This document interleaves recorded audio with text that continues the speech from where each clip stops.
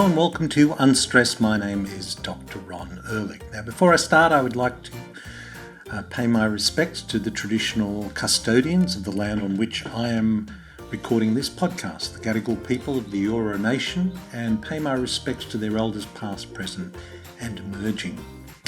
Now, being grateful, what a great thing to do. It's cheap, it's powerful, it's good for you. The science is very clear, it's good for you. And the science is even clearer that it's good for those you are expressing gratitude for. So what a wonderful thing to find an organisation that, well, I don't want to say commercialising, although it has, and there's nothing wrong with that as long as commercialism brings some good, and this brings a whole lot of good. It's called Thankful.org. It's an amazing initiative that is covering a wide range of topics and having us focus in a very positive and grateful way to be thankful for so much. My guests today are the co-founders of Thankful.org, Mike Chuter and Kim McDonnell. And they have really expanded this whole area of what we have to be thankful for. And let's face it, there are a lot we do. The three main movements that we're discussing today are Thankful for Women, which was the beginning of their journey, and has grown into Thankful for Farmers, which is something that I feel very passionate about myself, and thankful for being together, thankful for togetherness. So there's a lot in this. It's a very interesting and a worthwhile initiative. I hope you enjoy this conversation I had with Mike Chuter and Kim McDonnell. Welcome to the show, Mike and Kim. Thank you so much for having us today. Absolutely. Thank you. We appreciate it.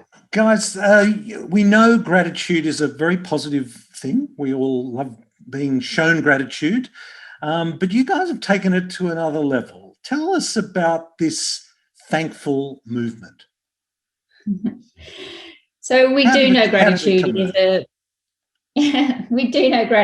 is a very powerful thing, and we a few years ago now set about wanting to create the world's first global lifestyle brand that is supported by scientific research. And that research is all around the research of gratitude.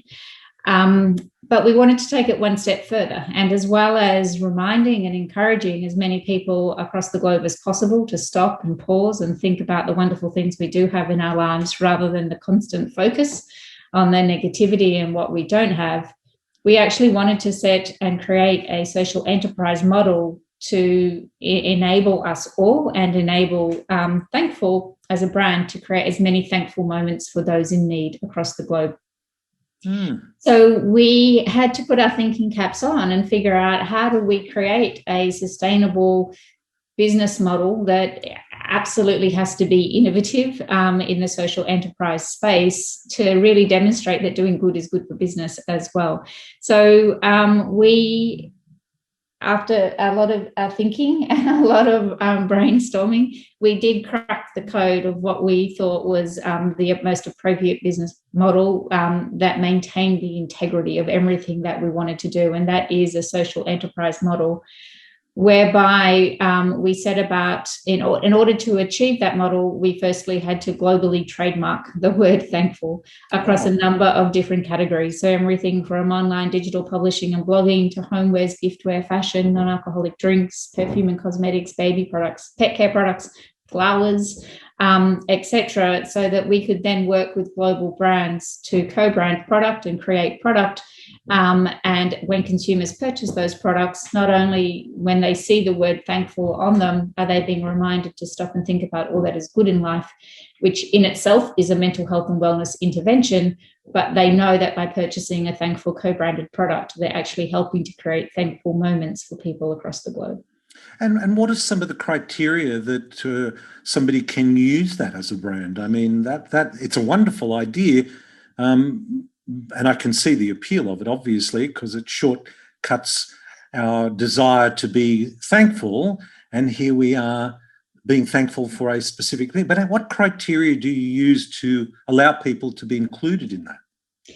Obviously, we sit down with a brand and an organization and truly try to understand what their purpose is as an organization. And if they haven't yet been able to develop or articulate that purpose, then we work with them to do that. And if, as an example, an organization came to us and said their purpose is committed to gender equality or eliminating violence against women, then that would fall within a Thankful for Women initiative and campaign. But when we're working with these organizations, firstly, we need to understand what their purpose is as an organization and their level of commitment to it is. But then we try to help them do things differently and do things better. So it's not just woke washing. We're not interested in woke washing and slapping a logo on and ticking a box.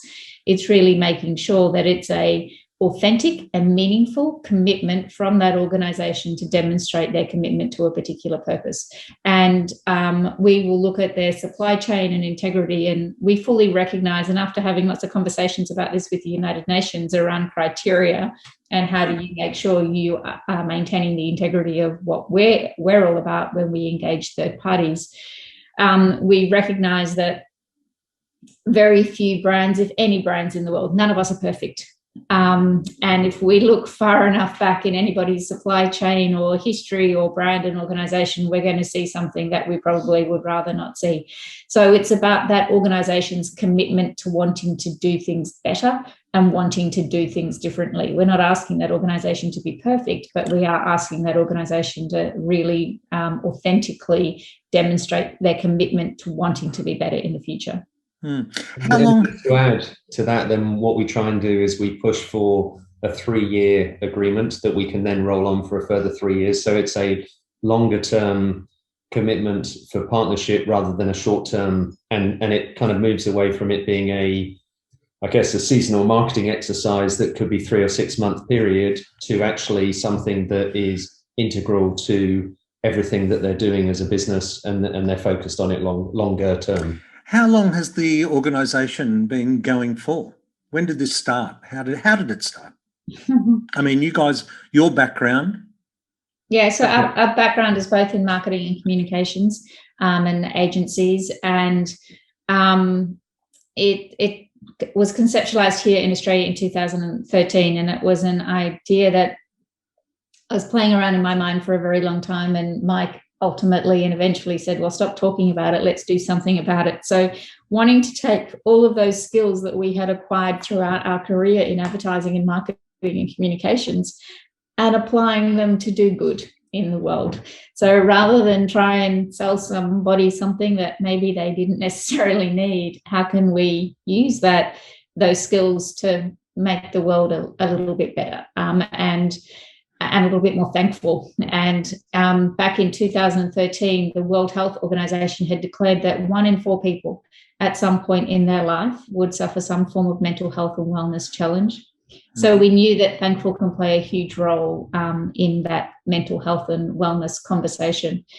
In 2021, as a consequence of COVID, we are all being impacted in some way, shape or form with a mental health and wellness challenge. So Thankful is even more relevant in the world. It's even more relevant that we teach our children this concept of thankful, particularly when they turn on the news and they hear the COVID news, they hear the division that's in the world right now and the violence as a consequence of that. So we need to help remind them that there is still more good than bad. And if we focus on what we have and we focus on the little things, all those little things add up to a lot of good big things. So it's more relevant and more important than ever. So yes. 2013 was when it was conceptualized. Yep. And then between 2014 and 16, we were selling our advertising business. And 2 days after finishing with the advertising business, we got on a plane with the family and took Thankful to New York, which is where we kind of officially launched it there. Right. And the first initiative, how do you get started on something like this? How do you choose what to be thankful for first? And that is a very good question. Thank you.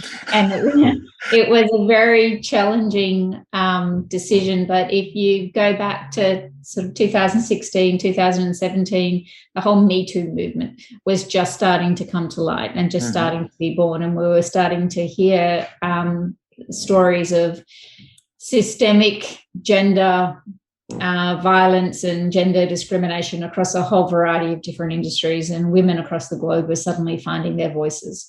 So the first initiative that we launched was Thankful for Women, to support gender equality and eliminate violence against women. And we launched that in the US. We did a lot of work with a variety of different women's groups and organizations, and working with minority groups, minority women throughout America. In New York, we hosted an event with multiple events, actually, with women who'd been victims of domestic violence.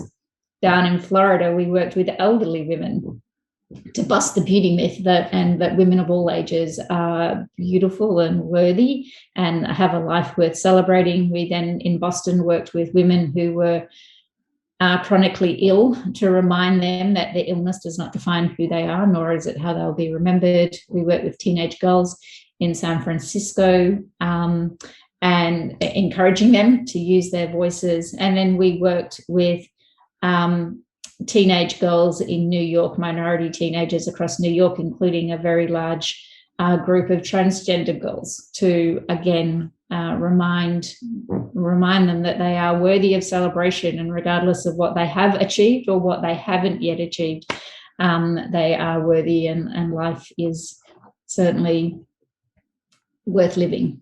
Well, it's certainly an issue that we're dealing with on the front page of our newspapers in recent months in Australia, for sure. It brings up so much, doesn't it? Because so many of these experiences that people, and it needs to be said that this kind of abuse is not just women, although often perpetrated towards women. Men are also apparently, they're the subject of that as well. But it brings up issues that people have suppressed for self-preservation purposes. And once you've unlocked the key, the support that goes with it. Are you working with organisations to provide those kind of support for those? Absolutely. So in the US, where we launched Thankful for Women, we worked with a number of different organisations. We worked a lot with some shelters who provided refuge to women who had been victims of violence. And some of the stories that we were told were, distressing and harrowing, horrible. We also worked with and did a really wonderful initiative with a music studio and with a group of musicians in New York as well, because these women, to your point, they don't often share their story, and we suppress what has happened to us, and often that's a survival mechanism. We have to do that in order to be able to cope every single day and continue on. But worked with a group of women who were currently living in a shelter, and they hadn't actually shared their story with anybody. So we brought in a group of musicians and songwriters, and in an environment where we were working with these women and workshopping to create music and to create and write a song.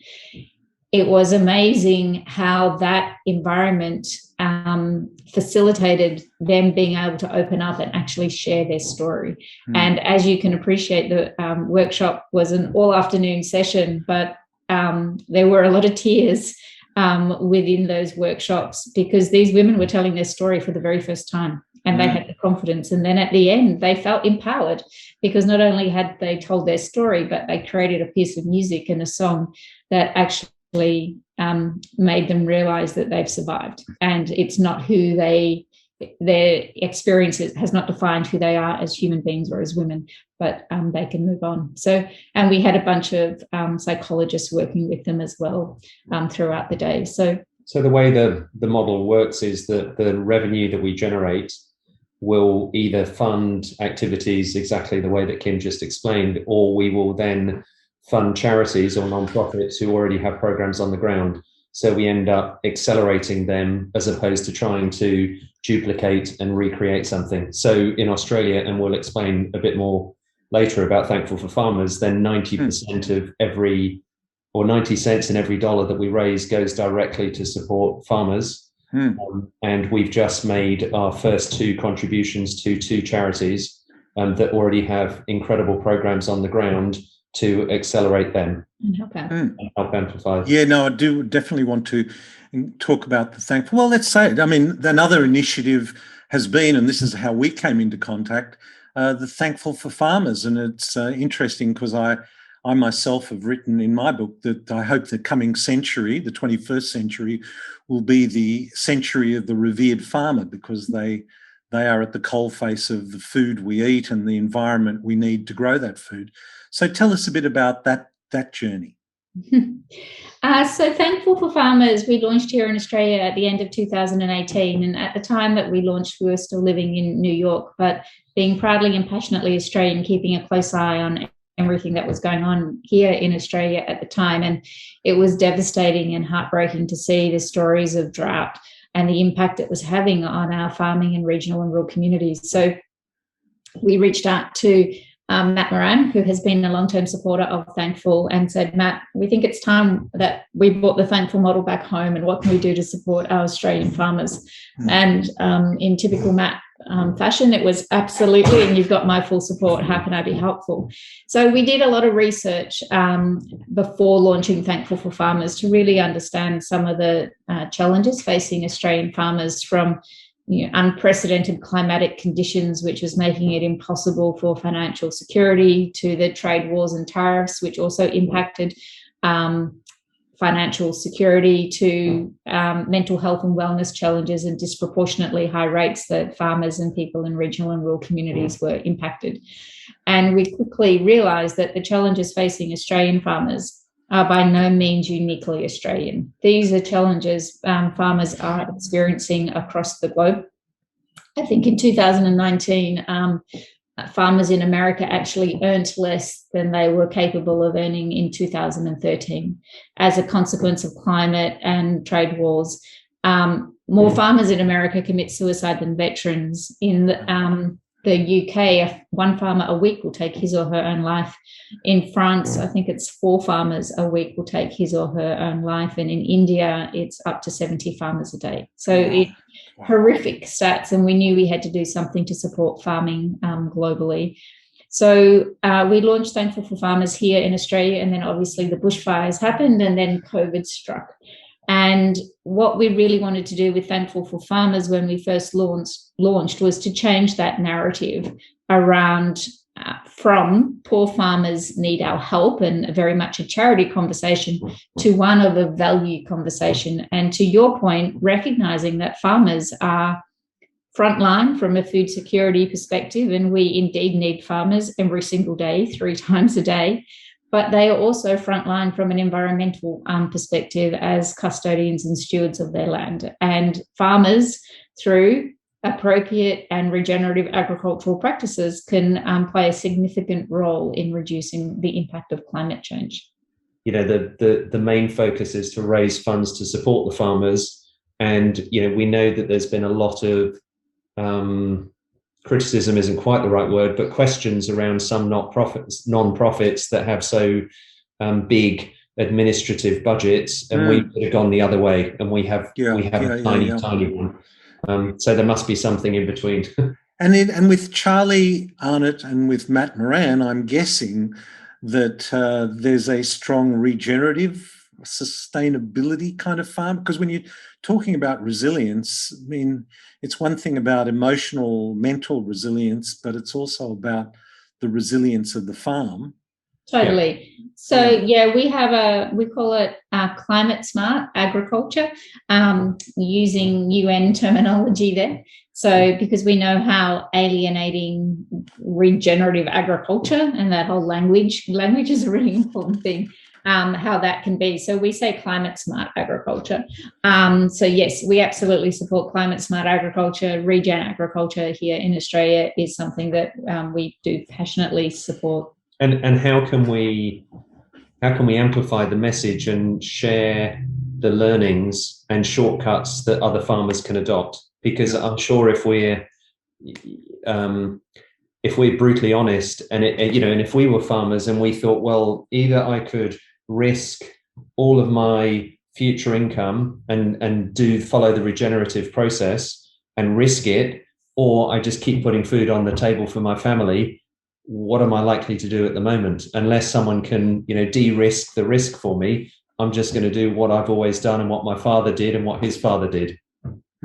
So to that point, our ultimate goal would be to establish a global fund to support farmers on their regenerative journey, so that the opportunity cost is we're taking that doesn't come into the equation or the conversation, and it's really valuing farmers for their role and contribution and the impact on climate change and the reversal of climate change. So had a conversation a couple of weeks with a global insurer to see if we could work with them to help establish this global investment fund to support those farmers who are doing the right thing and to reward them in a financial way.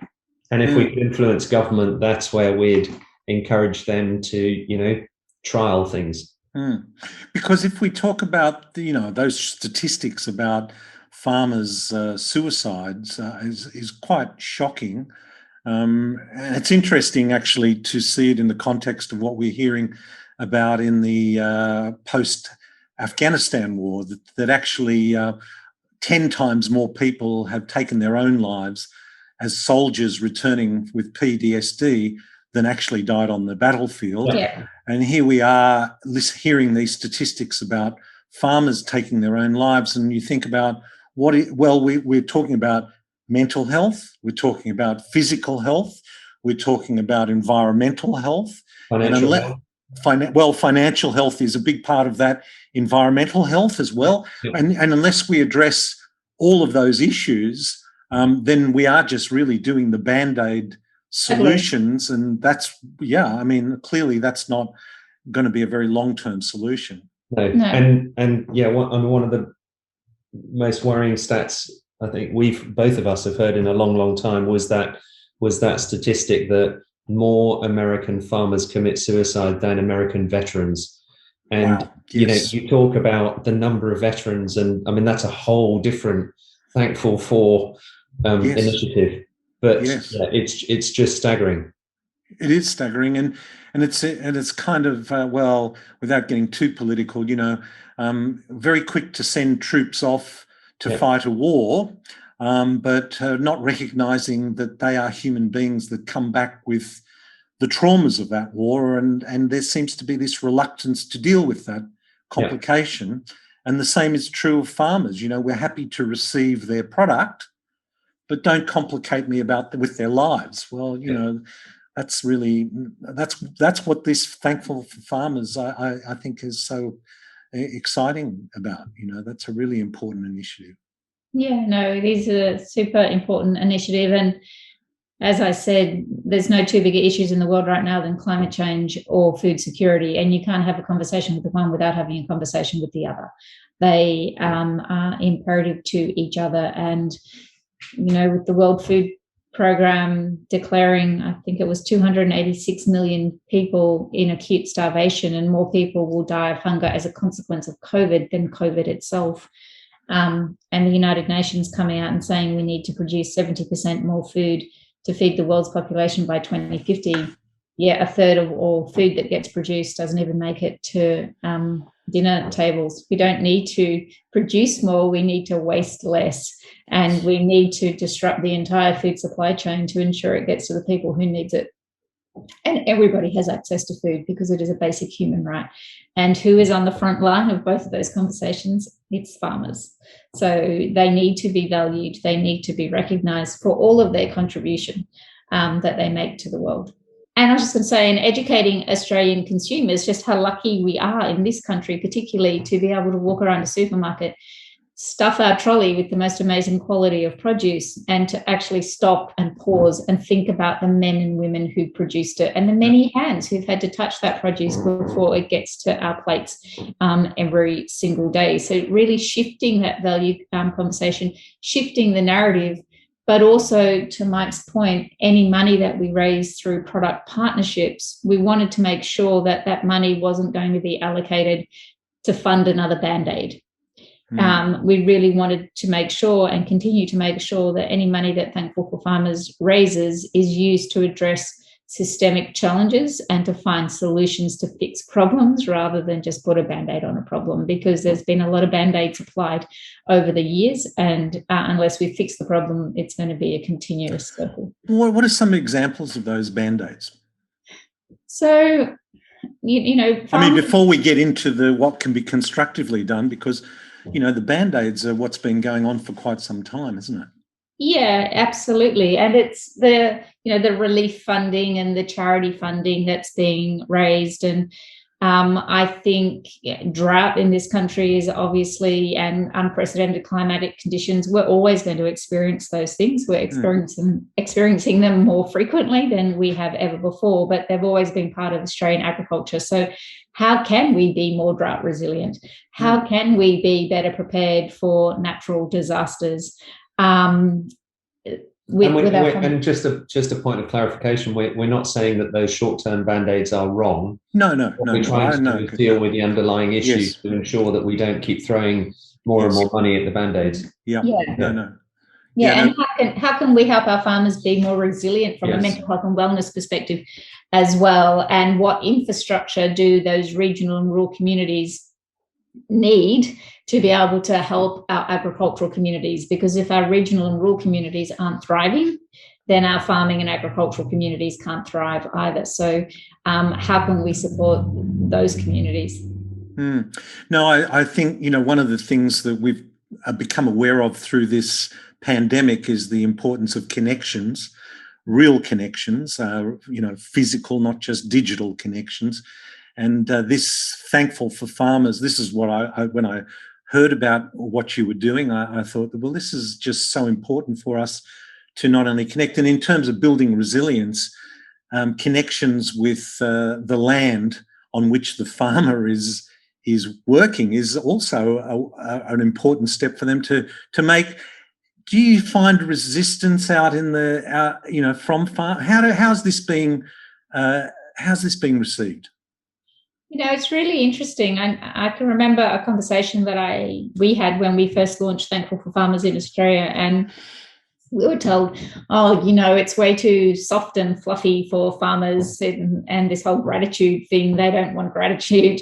But it is amazing how many farmers have reached out to us when we launched Thankful for Farmers, and continue to reach out, because the comments that we've received is, finally, thank you. We don't want charity. We're not looking for charity. We do not want pity. You know, we don't want people to feel sorry for us. We don't want people to raise money to support us. All we want is recognition of the value that we contribute. And being thankful for farmers, it's changing that narrative, and you're recognizing us for what we do. And that's providing 3 meals a day to every single Australian. And the fact that we're also passionate about the land that we farm. And, you know, most farmers want to leave the land that they work on in a better condition than when they inherited it. So they do have that commitment to and take that responsibility as custodians of the land very seriously. So I think that farmers have been very welcoming of the message we're trying to convey, and the education process in getting Australians to recognise the process of the food has gone through in order for them to be able to enjoy it. I'm interested that the Thankful brand has some, because there's got to be an economic balance here to get this moving forward. It's more than just a nice idea. How does that work? Are you bringing companies? Are you bringing governments along with you on this journey?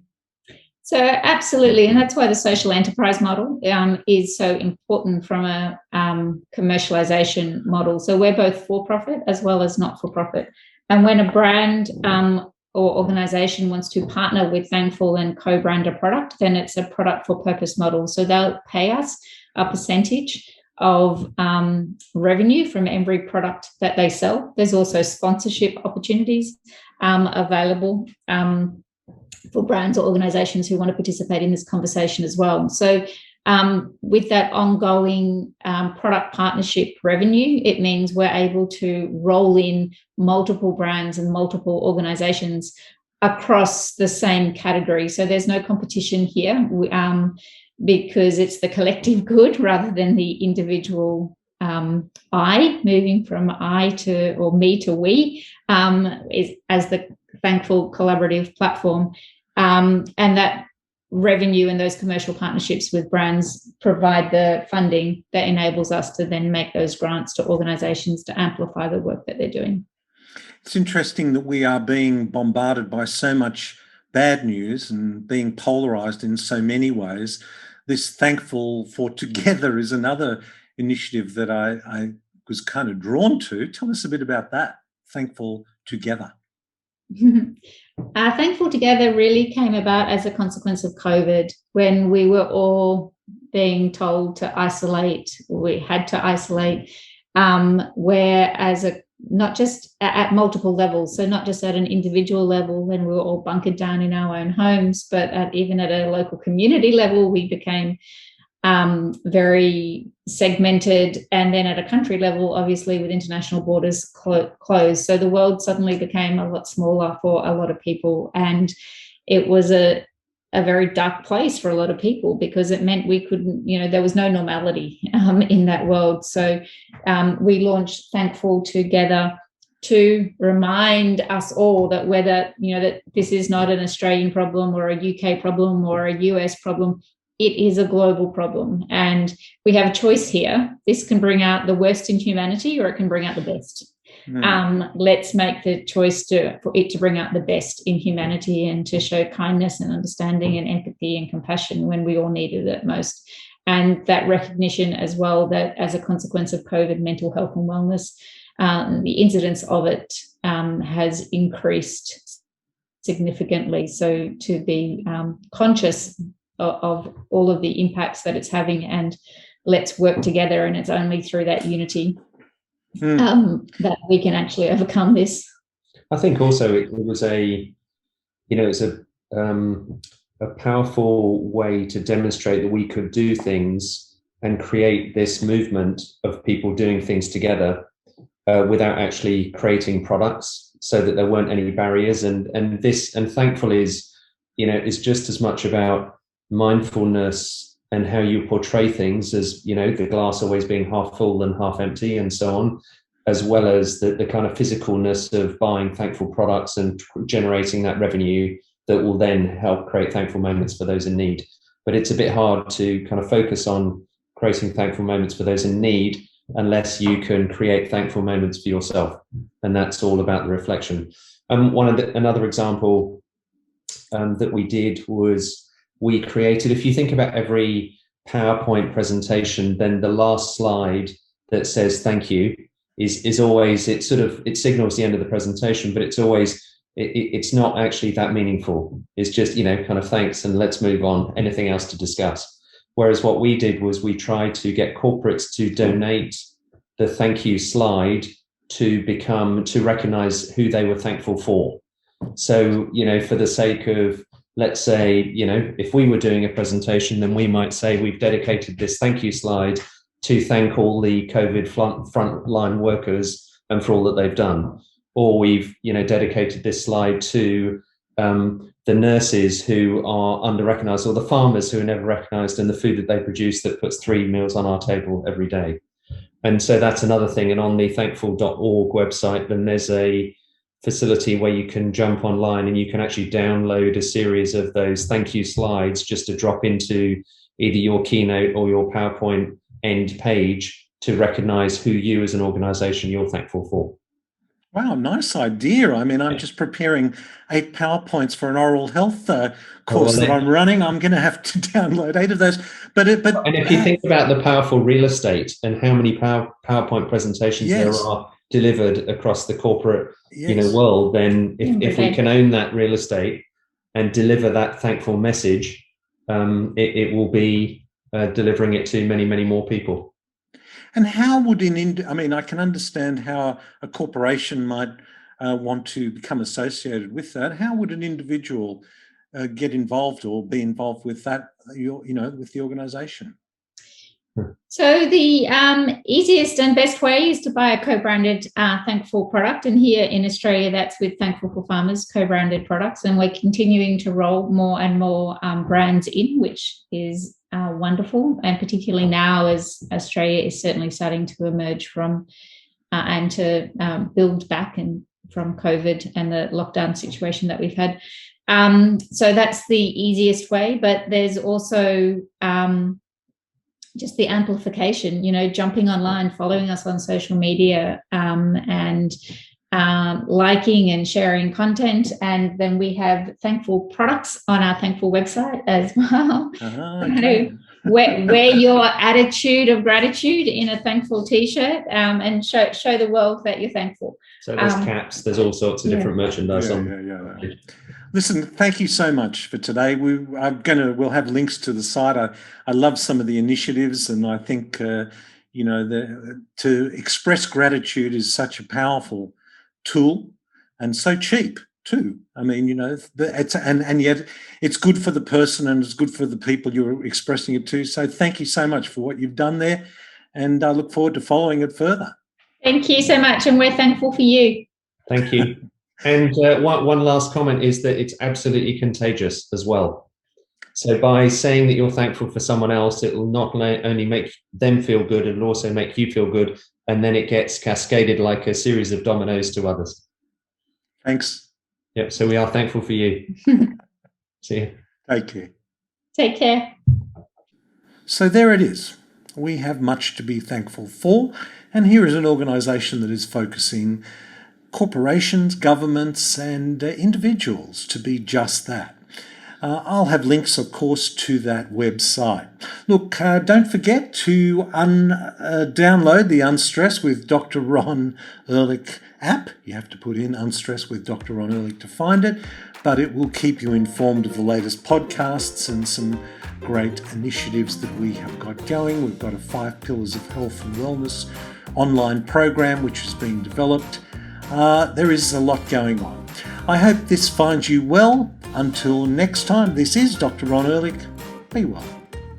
This podcast provides general information and discussion about medicine, health and related subjects. The content is not intended and should not be construed as medical advice or as a substitute for care by a qualified medical practitioner. If you or any other person has a medical concern, he or she should consult with an appropriately qualified medical practitioner. Guests who speak in this podcast express their own opinions, experiences and conclusions.